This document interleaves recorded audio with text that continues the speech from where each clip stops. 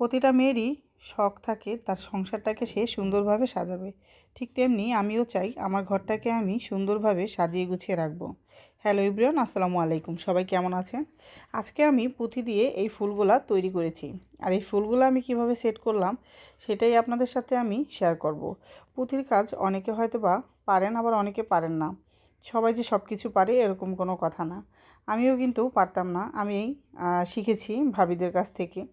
তো এখন হচ্ছে আমি এই ফুলটাকে সেট করব। আর এই ফুলটাকে আমি কিভাবে সেট করব, এই যে দেখেন একটা জিআই তার মাথাটা প্রথমে একটু বাঁকা করে নিয়েছি।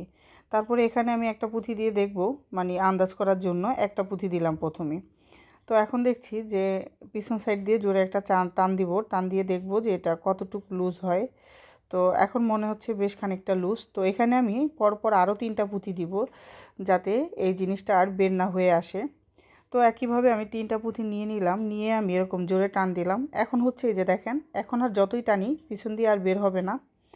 এখন হচ্ছে এখানে বড় একটা পুঁথি দিয়ে এই জায়গাটা, মানে গোড়ার অংশটা আটকে দেব। তো এটা এই যে দেখেন, এখন কিন্তু আর এদিক সেদিক নড়বেও না। আর এটা যত শক্ত করে করবেন ফুলটা অত স্টিকটা অত সুন্দরভাবে সেট হবে।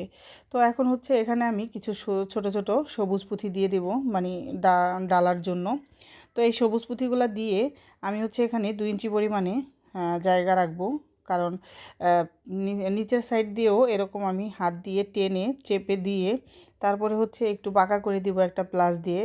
আর এখন হচ্ছে এখানে আমি 2-3টা পাতা দিয়ে দিচ্ছি। পাতা দেওয়ার পরে আবারও সবুজ পুঁথি দিব, দিয়ে আর কি পুরো স্টিকটা সেট করব।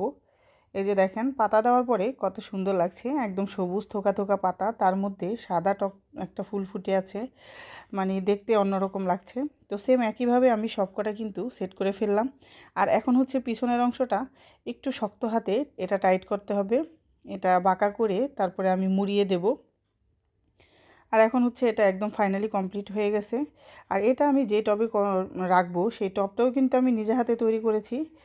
তো আজকের ভিডিওটা কেমন লাগলো অবশ্যই আপনারা একটু কমেন্ট করে জানাবেন। এই যে দেখেন ফুলগুলো কিন্তু মাশাআল্লাহ অনেক সুন্দর লাগছে, আর প্রতিটা স্টিকই অনেক সুন্দর হয়েছে।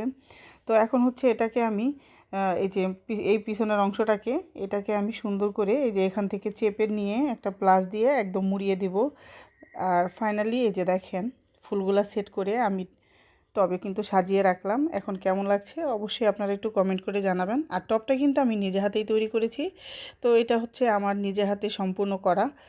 তো আজকের ভিডিওটা কেমন লাগলো অবশ্যই কমেন্ট করে জানাবেন। আর এই জিনিসগুলো আপনাদের কেমন লাগলো সেটাও আমাকে কমেন্ট করে বলবেন। ভিডিও